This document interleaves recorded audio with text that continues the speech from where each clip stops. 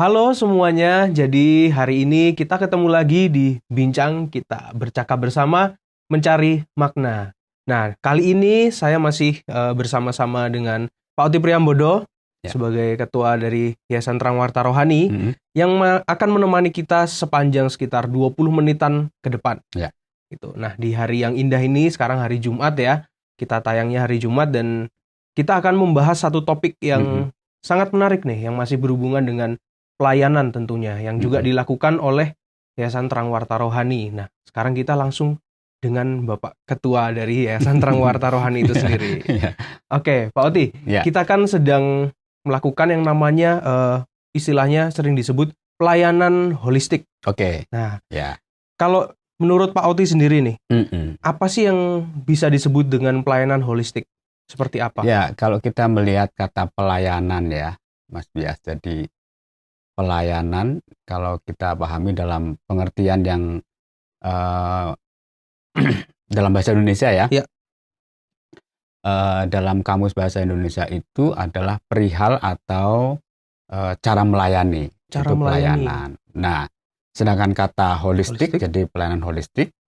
Holistik itu akar katanya dari bahasa Yunani ya. Kita perlu tahu akar kata holistik itu dari mana ya, dari bahasa Yunani. Jadi yang artinya itu semua atau menyeluruh gitu Pak. Menyeluruh ya, keseluruhan atau total ya. Jadi pelayanan holistik adalah pelayanan yang kita lakukan dengan sesuatu yang menyeluruh begitu ya. Yang total. Jadi tidak tidak dipisah-pisahkan begitu ya. Oke. Jadi kalau kita melayani melakukan tindakan pelayanan holistik, berarti kita pahami bahwa itu adalah sebuah pelayanan yang bersifat tidak terbagi-bagi atau menyeluruh. Kemudian pelayanan yang boleh dikatakan memandang, kemudian memahami, kemudian mendekati dan memperlakukan objek dari pelayanan itu, atau boleh dikatakan memperlakukan manusia sebagai satu kesatuan yang utuh. Satu kesatuan yang utuh. Artinya manusia sebagai satu kesatuan yang utuh, bahwa dirinya adalah manusia yang membutuhkan penanganan, atau manusia yang membutuhkan keselamatan secara rohani begitu ya. Pelayanan secara rohani. Tetapi juga pelayanan juga secara jasmani. Jadi tidak bisa membeda-bedakan. Betul. Jadi menyeluruh. Semua ya Pak. Jasmani dan rohani dapat gitu rohani. Jadi tubuh, roh dan jiwa begitulah. Oh ya, filosofinya dari situ. Jadi kebutuhan manusia kan gitu kan. Betul. Ya, artinya roh itu kan kaitannya dengan kehidupan rohani kita. Sebagai manusia yang berdosa, berarti dia membutuhkan bagaimana dia tidak terikat dengan dosa-dosanya. Perlu ada berita tentang keselamatan di dalam Tuhan Yesus Kristus begitu. Kalau kita sebagai orang percaya ya. Kemudian roh, kemudian jiwa, artinya pemeliharaan. Itu jiwa kita jadi perlu dibangkitkan, digairahkan, dan juga jasmani, kebutuhan atau tubuh kita. Jadi sebagai satu bagian dari tindakan yang menyeluruh yang diberikan kepada objek dari pelayanan kita, yaitu adalah manusia. Nah, begitu Mas Bias. Jadi kalau dibilang secara praktis itu menyeluruh, berarti dia mendapatkan hal rohani mungkin seperti firman Tuhan, pelayanan konseling. Nah, tapi di satu sisi juga mendapatkan pelayanan seperti yang jasmani gitu ya. Mendapatkan bantuan, mendapatkan pelayanan kesehatan. Jadi istilahnya kalau ada juga seorang hamba Tuhan ya, beliau juga seorang penulis boleh dikatakan, namanya Pak Herlianto, dalam bukunya berkaitan dengan pelayanan perkotaan, yaitu terbitan dari Yabina ya. Sebagai pelayan yang mencakup pemberitaan Injil pelayanan holistik ini adalah pelayanan yang mencakup pemberitaan Injil atau berita sukacita itu baik secara verbal, verbal, kemudian juga secara perbuatan, dan ditujukan untuk apa? Untuk menjangkau manusia secara utuh. Manusia secara utuh yaitu manusia yang terdiri dari tadi yang saya sebutkan, tubuh, jiwa, dan roh.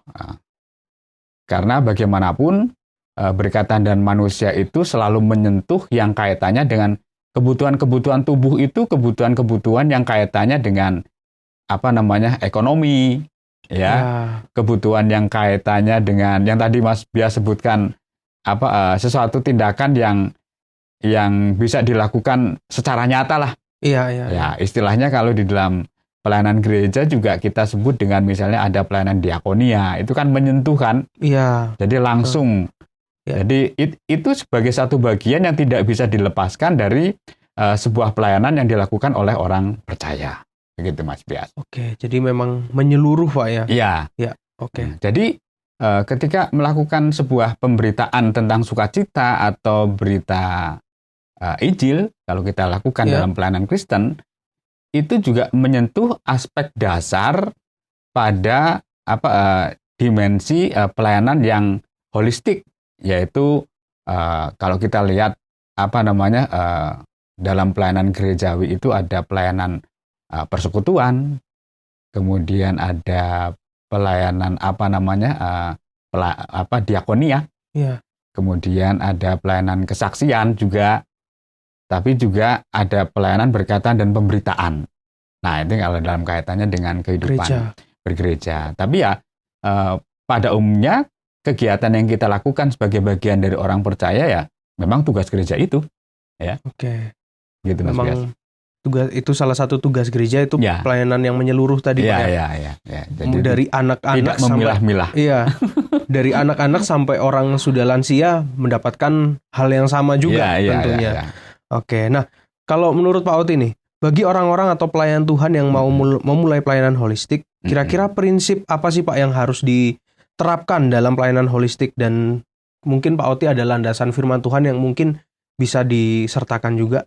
Ya, satu bagian firman Tuhan kalau kita baca dalam Lukas pasal 4 ya. Lukas pasal 4 ayat 18 sampai dengan yang ke-19 dikatakan, Roh Tuhan ada padaku, oleh sebab ia telah mengurapi aku untuk menyampaikan kabar baik kepada orang-orang miskin. Ini yang disampaikan oleh Tuhan Yesus ya. Jadi Roh Tuhan ada padaku oleh sebab ia telah mengurapi aku untuk menyampaikan kabar baik kepada orang-orang miskin. Berita sukacita itu disampaikan kepada orang-orang miskin, dan ia telah mengutus aku untuk memberitakan pembebasan kepada orang-orang tawanan. Pembebasan kepada orang-orang tawanan itu berarti perhatian kepada orang-orang yang tertindas. Tawanan kan orang tertindas ya. Dan penglihatan bagi orang-orang buta. Untuk membebaskan orang-orang yang tertindas, untuk memberitakan tahun rahmat Tuhan telah datang. Nah, ini yang disampaikan dalam Lukas pasal yang keempat, ayat yang ke-18 sampai dengan yang ke-19. Jadi firman Tuhan ini tentu melandasi bagaimana Tuhan Yesus itu telah memberikan sebuah teladan dalam hal pelayanan holistik kepada kita di dunia ini. Ya. Jadi kitab Injil mencatat bahwa di dalam pelayanannya Yesus tidak sekadar memperhatikan kebutuhan rohani kepada banyak orang, tetapi juga kebutuhan jasmani. Nah, ini yang menjadi landasan bagaimana kita melakukan sebuah pelayanan yang menyeluruh itu. Ya bukan karena istilahnya dibuat oleh kita sendiri ya. Tapi memang itu dasarnya sudah dilakukan oleh Tuhan Yesus. Iya, betul. Jadi pemberitaan Injil atau pemberitaan kabar sukacita itu tidak bisa dilepaskan dari tindakan-tindakan nyata yang berkaitan dengan kebutuhan jasmani. Ketika Tuhan Yesus memberitakan berita tentang firman Tuhan, dia juga memerintahkan kepada orang murid-muridnya ya, supaya dia memperhatikan juga mereka-mereka ya, istilahnya mereka itu lebih daripada satu. Iya, betul. Mereka lebih banyak lagi. Iya. Memperhatikan makanan. Iya. Karena itu Tuhan Yesus menyuruh supaya mereka diberikan makanan. Ya, artinya ketika orang melakukan sebuah pelayanan rohani kepada pribadi seseorang, itu dilengkapi juga dengan kebutuhan yang mendesak saat itu, yaitu apa?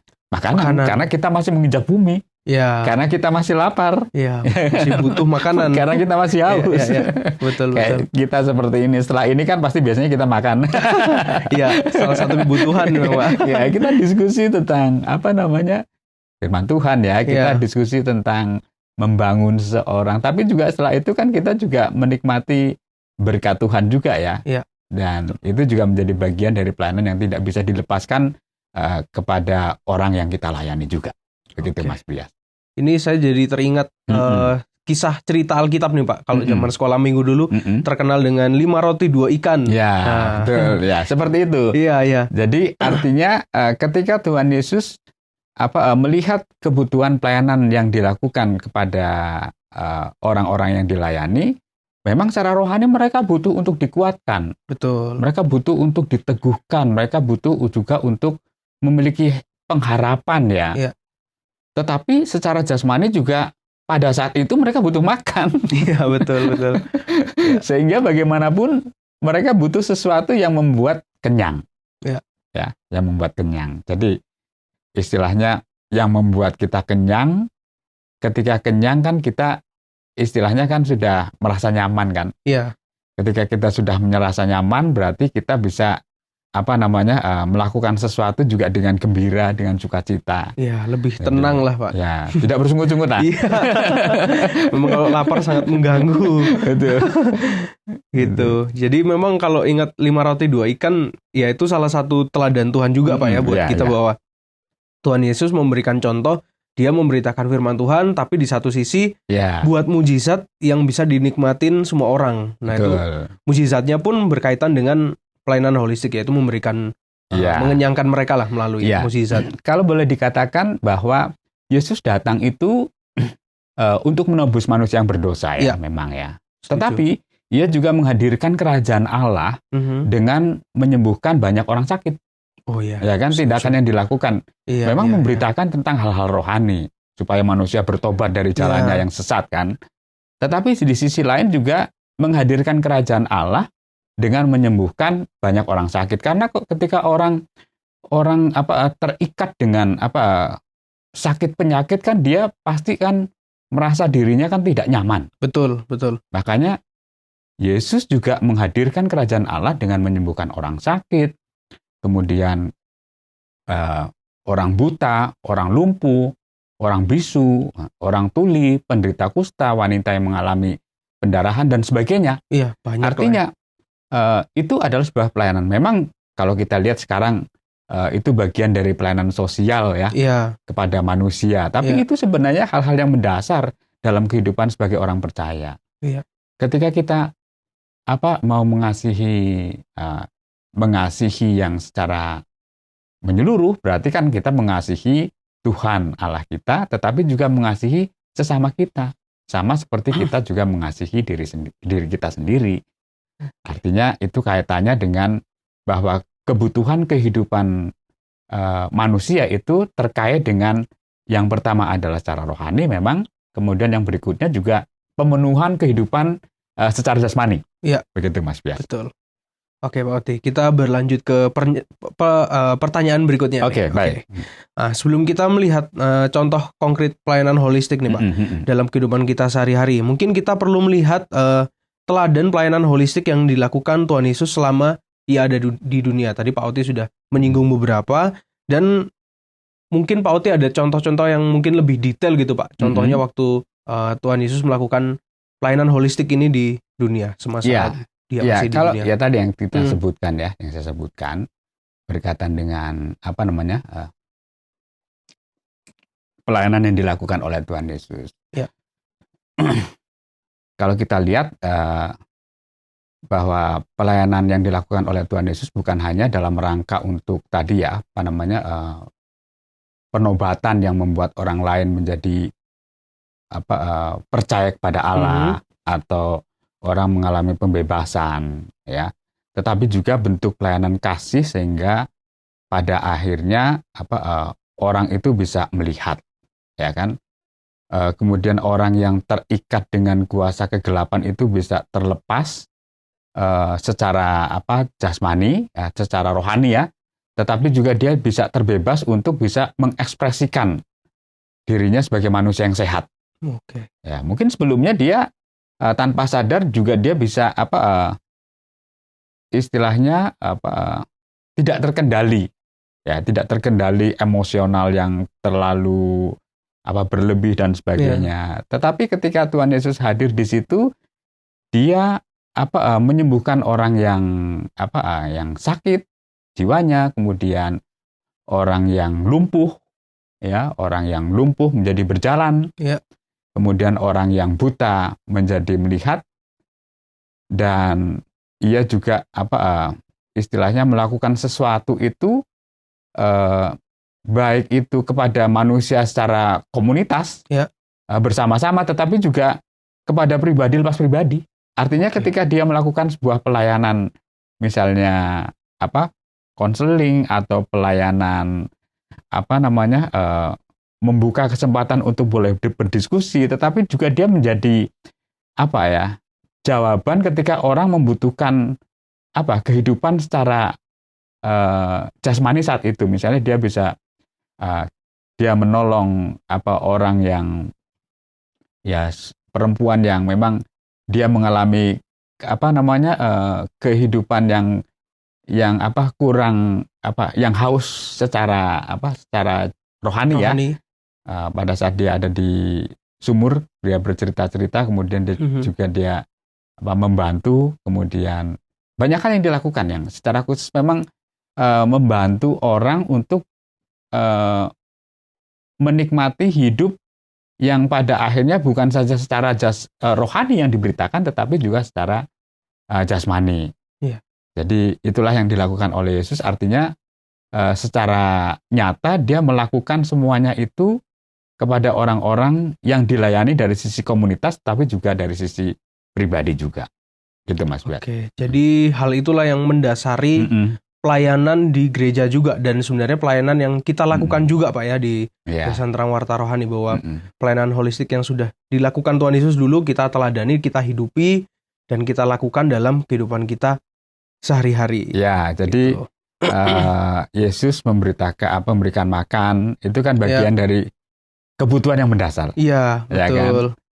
Kemudian kebutuhan. Ya tadi Yesus juga menjawab pergumulan orang yang haus. Ya kan? Kemudian tetapi di sisi lain juga Yesus memperhatikan jiwa manusia, di mana Yesus membebaskan, kemudian memulihkan seseorang dari jiwanya yang kosong, seperti orang yang ada di Gerasa yang dipengaruhi oleh kuasa setan. Nah, ini kan bagian dari apa yang merupakan tindakan Yesus yang nyata, yang merupakan jawaban dari kebutuhan orang. Ya. Hal itu kita lihat dalam pelayanan dilakukan oleh Yesus, ya, di mana Tuhan Yesus juga mengidentifikasikan dirinya sebagai orang yang lapar, orang yang sakit, orang yang haus, orang betul. Yang telanjang, kemudian orang yang terpenjara dan orang asing. Nah, artinya itulah yang menjadi istilahnya pelayanan yang sebenarnya, yang secara utuh. Jadi tidak berbicara tentang hal rohani. Iya, betul. Kalau hanya berbicara kepada hal rohani, kemudian tidak dibarengi dengan hal-hal yang secara jasmani, berarti kan timpang kan? Iya, betul. Ya. Seperti kita tahu teori aja tapi nggak ada actionnya. Iya. Bisa dibilang seperti itu. Betul. Jadi ya itu memang kalau misalkan kita memberitakan hal yang rohani, kita juga harus menghidupi hal yang jasmani. Maksudnya kita juga melakukan apa yang Tuhan sudah perintahkan. Ya, artinya ya kalau dibilang menyeluruh berarti kan boleh dikatakan seimbang, tetapi sebenarnya tidak bisa dipisahkan. Ya, menjadi satu bagian. Satu bagian. Ya, Oke, jadi nggak bisa dibilang firman Tuhan ini porsinya paling tinggi. Ya, paling, jadi tidak hanya istilahnya firman Tuhan saja. Iya, betul. Tetapi perlu ada tindakan nyata bagaimana juga memperhatikan dari kebutuhan secara jasmani. Dan ini sudah dilakukan oleh Tuhan Yesus. Ya, Oke Pak Oti, terima kasih banyak untuk sharingnya seputar pelayanan holistik yang sebenarnya memang kita mencontoh teladan dari Tuhan Yesus yang dilakukan sudah ribuan tahun yang lalu, Pak ya. Dan kita menghidupi firman Tuhan dan kalau firman Tuhan bilang kita nggak cuma dengar aja, tapi kita harus melakukan juga supaya kita juga melakukan pelayanan holistik atau pelayanan yang penuh itu tadi. Ya. Oke Pak Oti, terima kasih untuk waktunya di hari Jumat ini dan tentu saja bincang kita akan kembali lagi di Jumat depan, masih bersama dengan Pak Oti Priambodo, tentunya dengan materi atau bahasan yang lain. Oke, sampai ketemu di minggu depan.